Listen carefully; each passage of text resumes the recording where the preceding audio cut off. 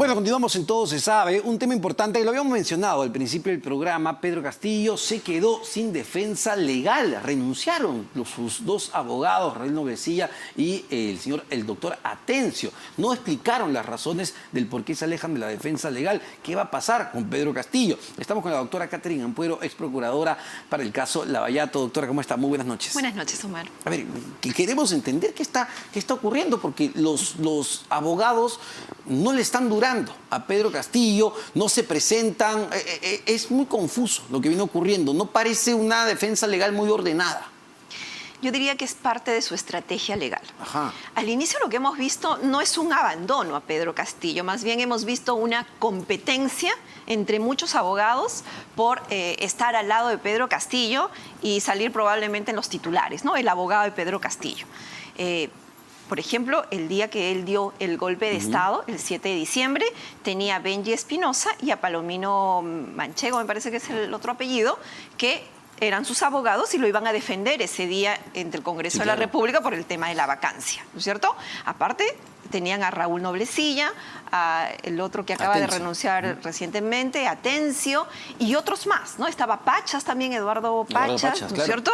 Entonces, todos ellos peleándose incluso, ¿no? Se iban a visitarlo a la Diroes, peleando a ver quién hace público el comunicado o las cartas o lo que dice el señor Pedro Castillo, ¿no? El propio Aníbal Torres, ¿no? Cuando llegan a la prefectura, cuando ya es detenido, Aníbal Torres se acredita como su abogado. Sí, y es muy importante que me lo hagas recordar, porque todos lo hemos visto, ha sido público, que él en ningún momento, desde el momento que ha sido detenido, intervenido por la policía, en ningún momento se le privó de un derecho a la defensa. Estuvo presente ahí Aníbal Torres y él hizo la de abogado defensor. Es más, firmó como su abogado. Al momento que se le tomaron las generales de ley, al momento que era identificado en la Diroes, estaba ahí Aníbal Torres. También estaba por ahí Betsy Chávez, ¿no? La premier, que también es abogada, por cierto. Pero legalmente, regularmente, estaba ahí Aníbal Torres como su abogado.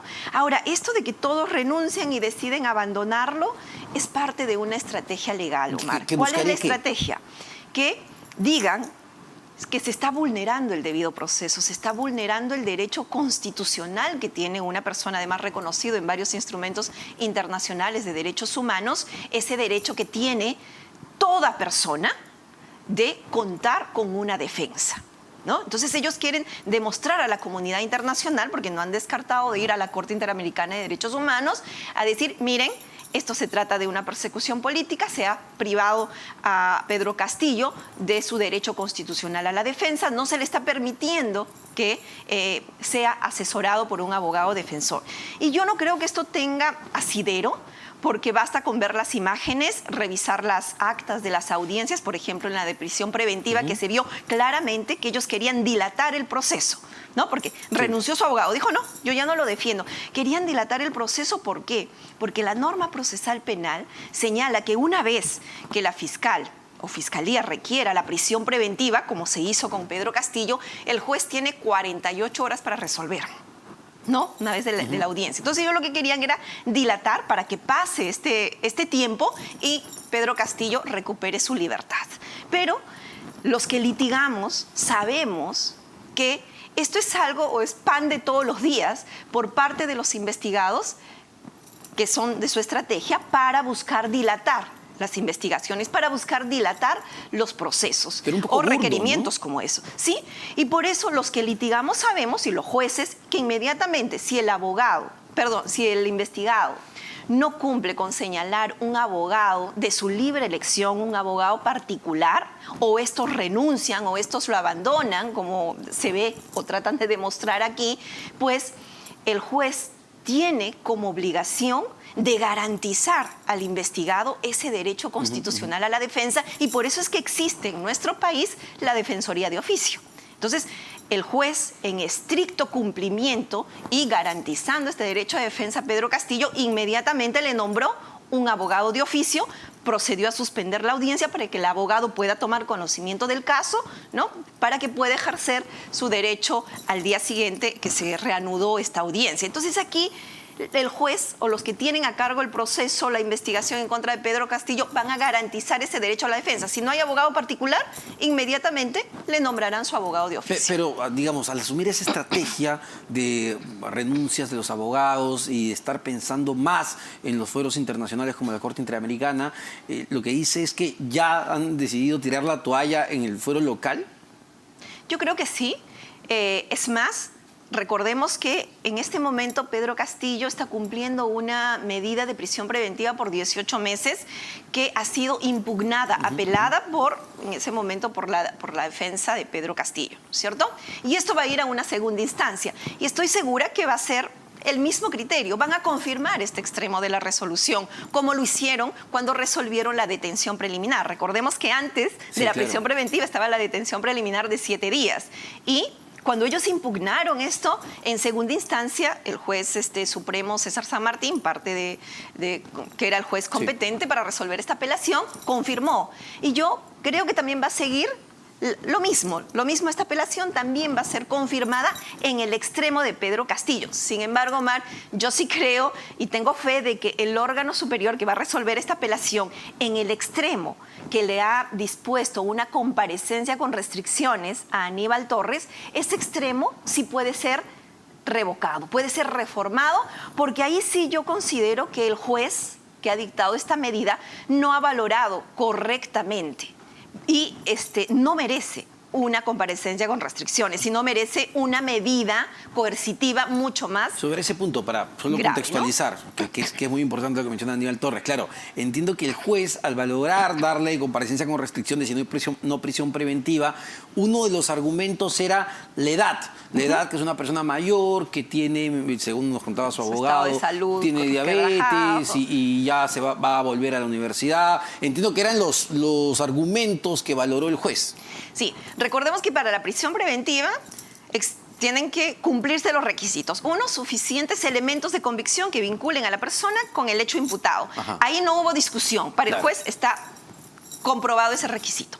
Segundo requisito, el prognosis de la pena superior a 4 años, también comprobado, porque estamos hablando de delito de rebelión que puede llegar hasta 20 años de pena privativa de la libertad. No hay mayor discusión. En el tema del peligro procesal u obstaculización a la labor del Ministerio Público, el juez señala eso, ¿no? Miren, está la edad, está su tema de salud y él ya tiene un trabajo conocido porque va a regresar a la Universidad San Marcos a seguir con la docencia.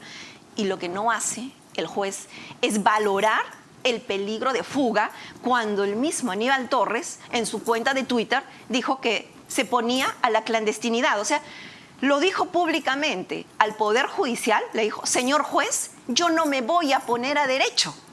Yo me voy a salir de la Administración de Justicia, no me voy a poner a derecho, me pongo ya en la clandestinidad. Prácticamente otro fugado más al igual que Silva. ¿Cómo eso no va a valorar el juez? Esa ya prácticamente con ese tweet que puso el investigado Aníbal Torres, ya estaba aprobada ese requisito que exige la norma. Y en el tema de la edad y el tema de la salud, recordemos Pedro Pablo Kuczynski. También hubo un requerimiento de prisión preventiva, estaban por ahí con las edades, me parece, incluso PPK me parece que es un poquito mayor, ¿no? En el tema de la salud, también por ahí, pero variaron de prisión preventiva que estaba pidiendo la Fiscalía, le pusieron un arresto domiciliario, que es, desde mi punto de vista, la medida de coerción que debe tener Aníbal Torres, además de que el juez, cuando he leído su resolución, no hay mucha evidencia que corrobore su grave estado de salud, como dice el abogado. Entonces... Ahora, doctora, a ver, para terminar el tema Castillo, que es importante, la primera dama, Lilia Paredes, ya se ha confirmado que efectivamente México está evaluando darle un asilo a la familia del expresidente, pero ella es investigada en este momento como parte de esta supuesta organización criminal, pero entiendo que no tiene ningún tipo de impedimento de salida del país. Si quiere, se puede ir el día de mañana. Sí, yo recuerdo que la Fiscalía hizo un requerimiento de impedimento de salida del país para la señora Lilia Paredes cuando era primera dama, pero el juzgado rechazó este requerimiento de la Fiscalía y que ahora decimos pues que fue una mala decisión del Poder Judicial, estando a las graves imputaciones que pesaban en su contra y los antecedentes de otras personas investigadas en este caso, ya los habíamos visto pues sustraerse de la acción de la justicia, ¿no? Si México ya le dio o está evaluando darle el asilo, no tengas la menor duda que México se lo va a dar. Es más, yo creo que si dicen que están evaluando es simplemente hacer, como diríamos, la finta, ¿no? Porque en realidad la decisión ya está tomada.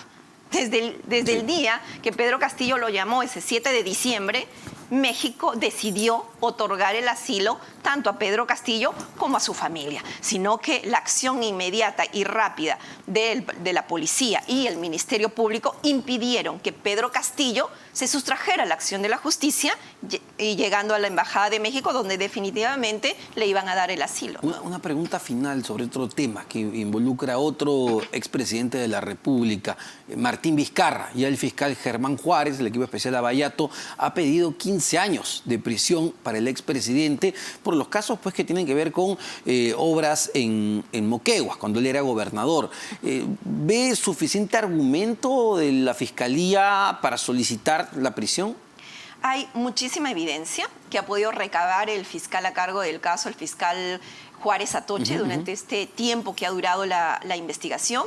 Las imputaciones en contra de Martín Vizcarra, como bien lo señala, son de hechos de corrupción, pago de coimas. Él solicitaba a los empresarios, ¿no?, que le entreguen un porcentaje de la obra que finalmente iba a salir a favor de ellos cuando se desempeñaba en este cargo. Y específicamente la imputación es por las obras Lomas de Hilo, ¿no?, y el Hospital de Moquegua, donde están implicadas las empresas Obrainsa, ICSA e INCOT, donde sus principales funcionarios o gerentes o representantes en ese momento, que él fue gobernador regional entre el 2011 y el 2014, pues confirman de que efectivamente él solicitó estas coimas y que ellos pagaron, ¿para qué? Para que sus empresas o sus consorcios resultaran beneficiadas con esta obra. Y una prueba que es muy fuerte en este caso es la colaboración eficaz y que tiene ya una sentencia su amigo y socio,